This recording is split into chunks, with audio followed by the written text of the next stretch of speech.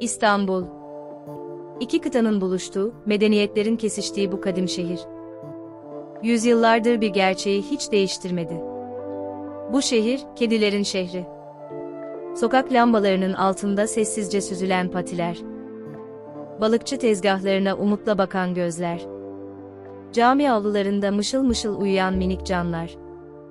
Burada her kapının önünde bir kap su. Her mahallenin kalbinde bir kedi vardır. İstanbul'un insanları kedilere bakar. Ama aslında kediler İstanbul'u korur. Bizans'tan Osmanlı'ya, Osmanlı'dan günümüze. Onlar hep buradaydı. Biz uyurken sokakları izleyen. Tarihin tanıkları, sessiz komşularımız. Belki de İstanbul'u İstanbul yapan şey. Onların gözlerinden şehre bakabilmek. Çünkü bu şehir, kedilerle birlikte nefes alır. Ve her yeni gün, bir kedi hikayesiyle başlar. İstanbul'un kedilerle olan bağı, çok eski zamanlara dayanır. Bizans döneminde bu şehir büyük bir liman kentiydi. Gemilerle beraber fareler de geliyordu. Ve kitaplar, depolar, yiyecekler sürekli tehlike altındaydı. İşte kediler, o günlerden itibaren şehrin sessiz koruyucuları oldu. Hem bereketin sembolü sayıldılar. Hem de her geminin vazgeçilmez yol arkadaşı oldular. İstanbul Osmanlı'nın başkenti olduğunda, kedi sevgisi daha da görünür hale geldi. Camilerde, kütüphanelerde, saraylarda. Hep kediler dolaşıyordu. Farelerden kutsal kitapları koruyanlar yine onlardı. Osmanlı halkı için kediye kapıyı kapatmak ayıptı. Çünkü kedi, misafirdi, sokakların gerçek sahibiydi. Bugün yanımızdan süzülen her kedi, o tarihten kalan bir hatıradır. İstanbul'da her mahallenin bir kedisi vardır. Kimi apartman girişinde bir kutuda yaşar.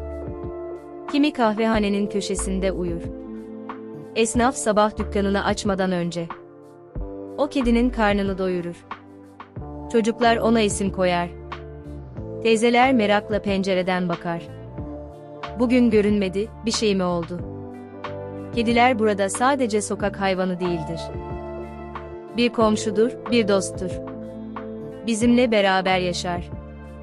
Bizimle beraber alışır şehre. İsterlerse yanımıza gelirler. İsterlerse kendi dünyalarına çekilirler. Ama her zaman geri dönerler. Bu karşılıksız bağ, İstanbul'u başka hiçbir şehre benzetmez. Bir kap mama, bir kap su. Belki küçük bir jest gibi görünür.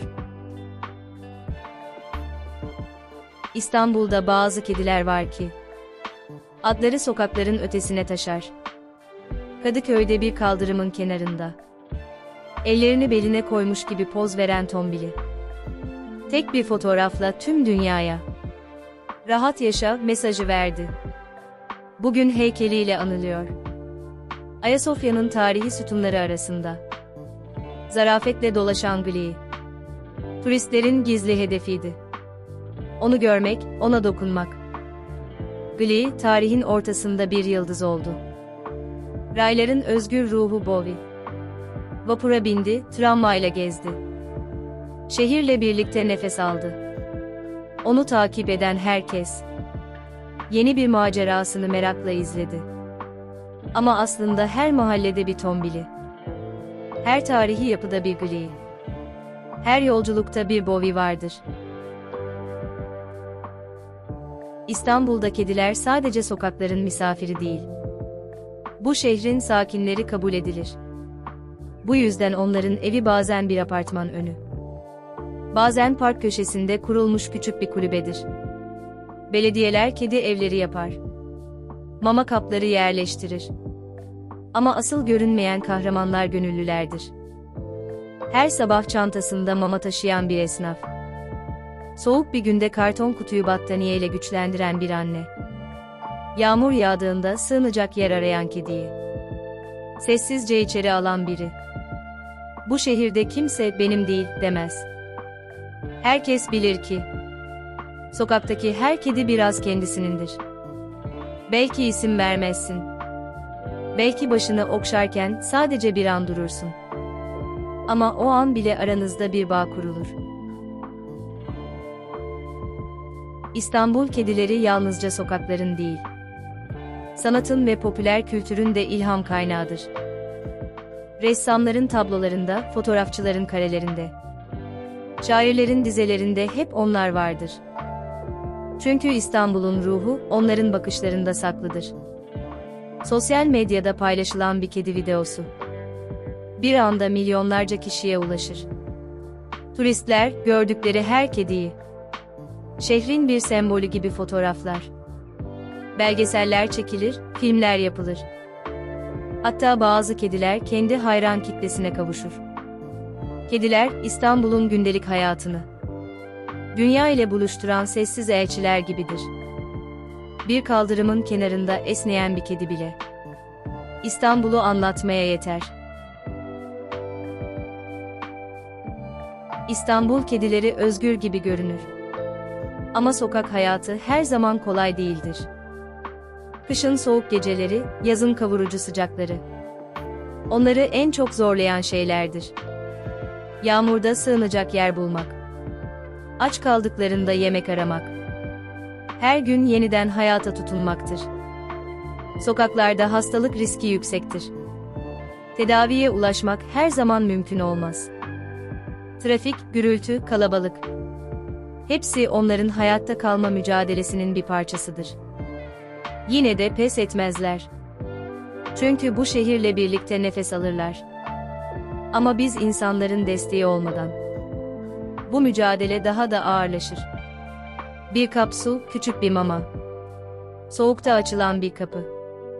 Bazen bir kedinin yaşamla ölüm arasındaki farktır.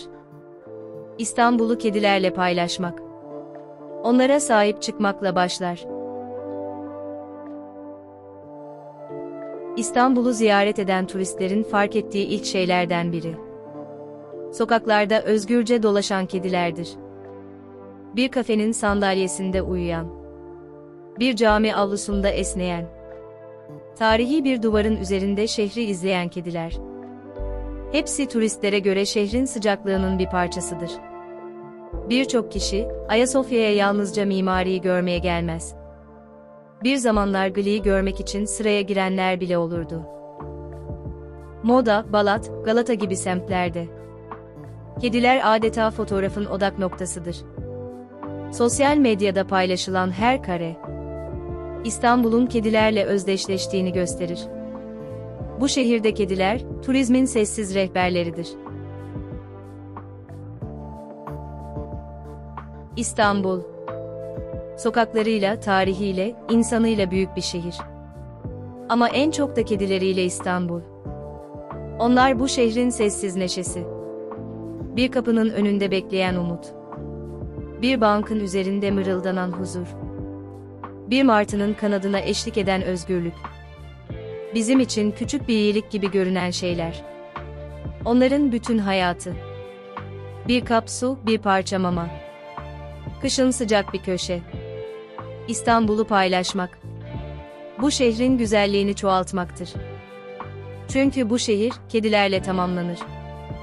Belki de İstanbul'u gerçekten anlamak, bir kedinin gözlerinden bakmakla başlar.